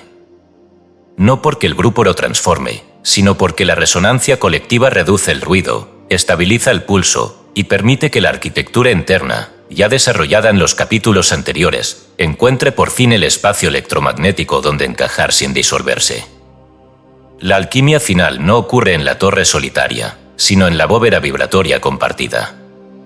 Allí donde 8 respiran con un solo latido, la muerte ya no tiene espacio. Capítulo 11. El juicio vivo, ética y responsabilidad del inmortal. Toda técnica que pretende extender la vida, multiplicar el poder perceptivo o cristalizar un nuevo cuerpo, debe enfrentarse tarde o temprano con su espejo más severo, la cuestión ética. Porque extender la vida sin ampliar la ética no es evolución, sino entropía organizada. La conciencia expandida no se sostiene si no encuentra una dirección precisa hacia donde volcarse. Y esa dirección no puede ser definida por el deseo individual, que por su propia naturaleza tiende a fragmentar, poseer y preservar lo conocido. La reencarnación sin muerte, tal como ha sido expuesta hasta ahora, no consiste en la perpetuación de un yo fijo, sino en la instauración de una forma vibratoria nueva que desafía los límites biológicos convencionales. Pero esa nueva forma no puede ser autorizada, ni por el cosmos, ni por el tejido invisible del alma humana, si no se prueba su utilidad, su consecuencia, su capacidad de justicia. El juicio final que tantas religiones han proyectado hacia un tiempo mítico no es otra cosa que la conciencia volviéndose espejo de sí misma. Pero en el caso del inmortal, ese juicio no es post-mortem. Es inmediato. Es estructural. Se vuelve un juicio vivo, un continuo escaneo de la resonancia entre intención y resultado, entre acto y campo, entre identidad y huella. Por eso, antes de completar el proceso de encarnación vibratoria, El aspirante debe revisar su arquitectura moral, no en términos de moralismo dogmático, sino como ingeniería de consecuencias. Si cada uno de sus pensamientos se convirtiera en ley física, ¿qué mundo resultaría? Si cada palabra que pronuncia tuviera la fuerza de un decreto cósmico, ¿a qué estructura estaría dando forma? No es suficiente desear el bien, hay que construir la capacidad electromagnética para sostenerlo sin distorsión.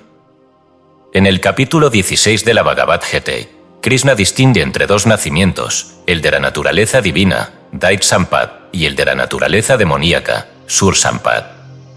Ambos poseen poder, ambos operan en la materia, pero uno lo hace con claridad, autodominio y compasión, mientras el otro se guía por el ego, la avaricia y la vanidad. El problema no es que haya oscuridad, el problema es cuando se dota a la oscuridad de herramientas que deberían pertenecer al alma integrada. La Gita advierte que los poderes sin virtud no elevan al hombre, sino que lo encadenan en formas más sutiles de esclavitud, precisamente porque aumentan la capacidad de impactar sin elevar la capacidad de discernir. En términos actuales, permitir que la tecnología biológica del cuerpo inmortal sea desplegada por sujetos fragmentados, inmaduros o ególatras sería más peligroso que no haberla desarrollado jamás. El libro de Enoch narra una parábola aún más severa. Los vigilantes, ángeles que descendieron a la tierra y tomaron mujeres humanas, enseñaron a la humanidad artes prohibidas, cosméticos, armas y metalurgia, sin acompañar esas enseñanzas con madurez espiritual. El resultado fue corrupción, guerra, degradación. Los vigilantes, según el texto, no pecaron por enseñar, sino por no estar preparados para asumir la responsabilidad que conlleva transmitir poder sin sabiduría. Esta parábola no se refiere a entidades mitológicas, sino a todo aquel que despierta un nivel de energía superior sin haber estabilizado su eje ético. Por eso, quien desea reencarnar sin morir debe preguntarse antes, ¿está preparado para ejercer justicia no desde el juicio externo, sino desde la comprensión vibratoria de toda consecuencia? Para ayudar a esa evaluación, se introduce aquí la matriz de consecuencia, una herramienta introspectiva para rastrear la huella estructural de cada intención. La matriz consiste en un cuadro dividido en 4 ejes: pensamiento, emoción, acto y campo. El lector deberá registrar, en 3 eventos diarios, la intención que movilizó su acción, el estado emocional que la acompañó, el acto ejecutado y, lo más importante, el impacto percibido, directo o sutil, sobre su entorno inmediato, personas, atmósfera, espacio. Esta matriz no busca evaluar moralmente, sino evidenciar patrones. Si un patrón de intención genera repetidamente distorsión en el campo, debe ser revisado. Si un pensamiento sostenido produce tensión en los vínculos, es señal de que aún no puede sostener la vibración del cuerpo de continuidad. La madurez espiritual no se mide por número de prácticas, sino por capacidad de operar sin distorsión allí donde antes había ruido. Esta pregunta clave debe acompañar todo acto del aspirante. ¿Qué estructura política emergería si la inmortalidad fuese masiva? Porque desear el cuerpo inmortal es también desear una sociedad que lo contenga. Si millones de personas reencarnaran sin morir, ¿qué sistema social, qué tipo de gobierno, qué forma de intercambio prevalecería? ¿Sostendría ese sistema la libertad vibratoria o la cooptaría en jerarquías disfrazadas de espiritualidad? ¿Aumentaría la compasión estructural o simplemente la sofisticación del ego? Pensar esto no es ejercicio utópico, sino evaluación estructural. Todo proceso que no puede traducirse en arquitectura vivible está aún incompleto. El cuerpo de continuidad no puede existir en vacío moral. Necesita estructuras sociales donde su vibración no sea interpretada como anomalía ni utilizada como recurso de control. Como evidencia de que una conciencia refinada puede impactar de manera colectiva, se analiza el caso de un grupo de meditadores de larga data en un barrio marginal de América del Sur. Tras una década de práctica consistente, sin proselitismo, sin imposición, sin estructura religiosa, comenzaron a instalar huertos urbanos en lotes abandonados. El proceso fue lento, casi invisible. No lo movió la caridad, sino la vibración. Pero en 5 años, los niveles de violencia descendieron, la tasa de deserción escolar cayó en un 40% y la comunidad comenzó a organizar redes de trueque y apoyo mutuo sin intervención estatal. ¿Qué lo provocó? la energía coherente sostenida por un grupo pequeño, que no buscaba cambiar el mundo, sino habitarlo con precisión vibratoria. La ética, en ese contexto, no fue prédica, sino geometría vivida. El juicio del inmortal, por tanto, no es juicio sobre el pasado, sino sobre su capacidad de sostener el futuro. No se trata de ser bueno, sino de ser estructuralmente estable para impactar sin deformar. No basta con desear la inmortalidad, hay que demostrar que se puede habitar sin que esa energía aumente el ruido del mundo.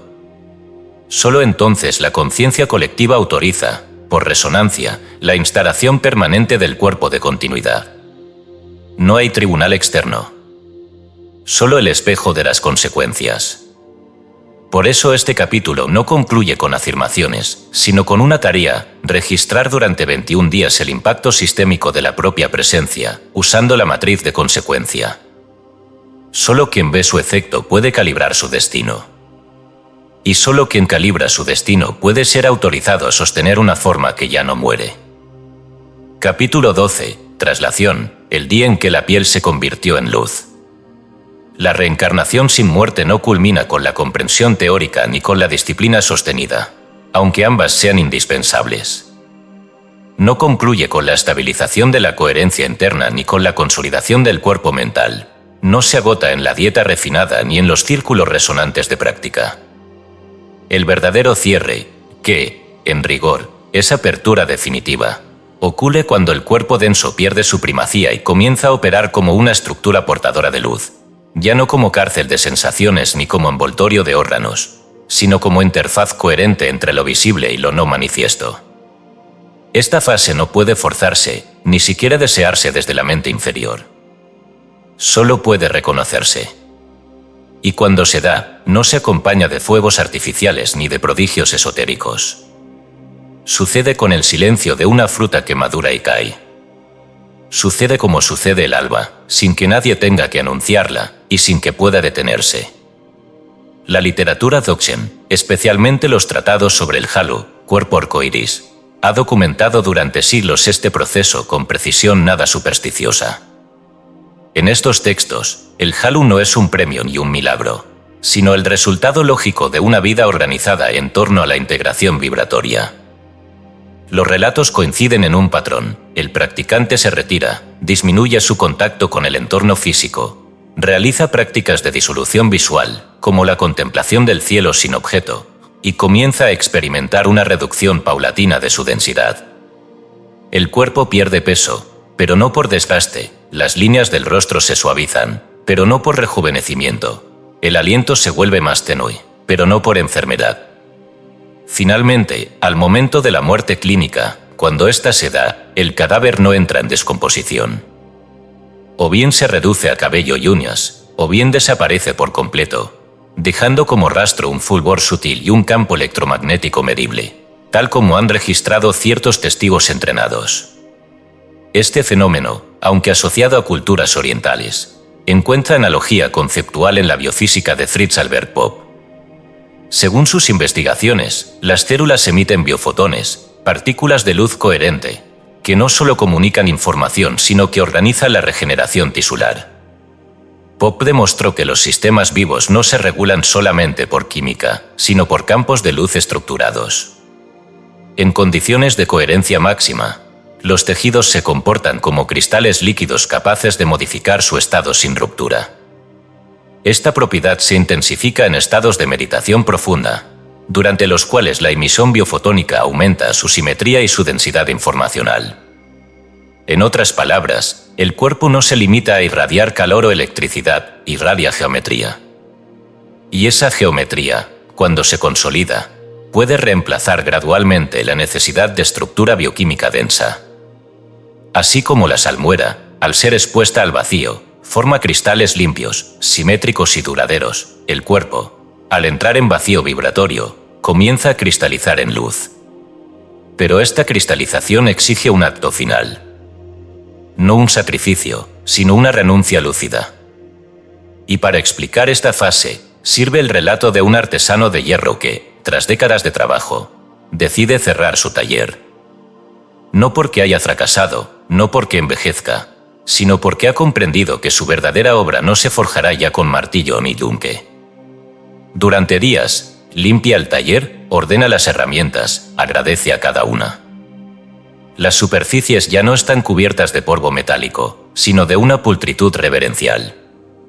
Finalmente, desmantela la fragua. Y en su lugar, construye un espacio vacío. No para llenarlo con nuevos objetos, sino para dejar que la luz lo habite. El taller sigue allí, pero ha dejado de ser funcional. Su utilidad ahora es simbólica. Y en ese silencio, el artesano comienza a modelar formas sin hierro, sin peso, sin tiempo. Así también, quien ha recorrido las etapas anteriores deberá, en algún punto, renunciar al viejo taller, su identidad, sus roles, sus costumbres, incluso sus anhelos espirituales. No porque sean erróneos, sino porque han cumplido su función. La piel no se convierte en luz mientras siga defendiendo su forma. No puede haber traslación sin rendición de estructuras fijas.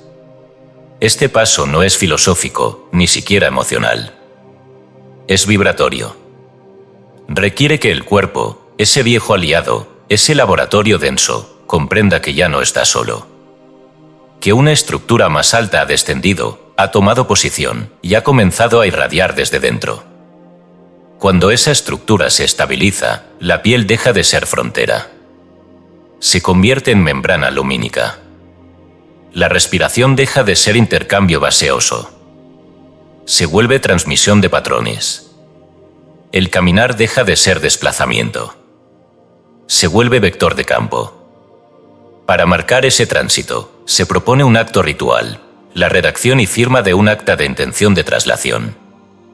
No como deseo ni como juramento, sino como declaración ontológica.